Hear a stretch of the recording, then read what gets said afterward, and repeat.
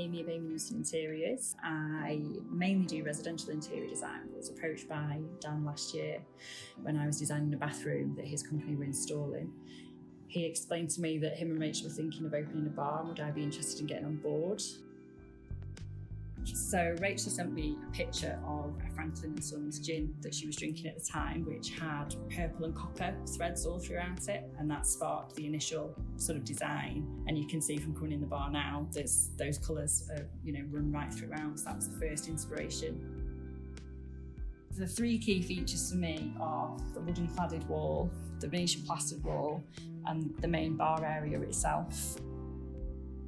This being the feature wall, this is one of the main points of interest. That's why we mixed it up in terms of lighting, mirrors, foliage, so it didn't look too uniform. They always add depth to any area. So the fact that you can then, the lights reflected around the space, the fact that you can then see the other side of the bar through them. So it really adds some depth. The Venetian plaster is a huge talking point because it's quite unusual.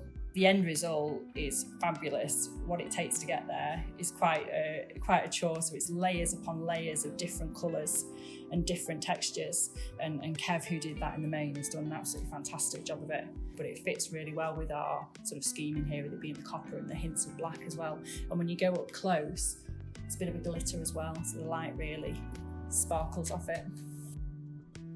So this used to be an old betting shop, and the ceiling was like an 80s office block. So it had kind of a chrome grille with awful white marbled tiles that you would see in an 80s office. So originally we were looking for quite an ornate ceiling. However, when they chose the tile of the pattern of the flooring, it would have just been too much. So we decided to keep the ceiling more neutral, and obviously people will be drawn to the tiles on the floor instead.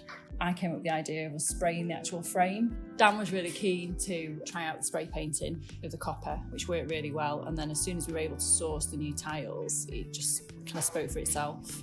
It's great because even though we've kept the original structure, the ceiling is a real feature now, and it draws the eye up to the ceiling because of obviously the dark colours, but it also makes it a very cosy sort of feeling when you're inside with all the copper.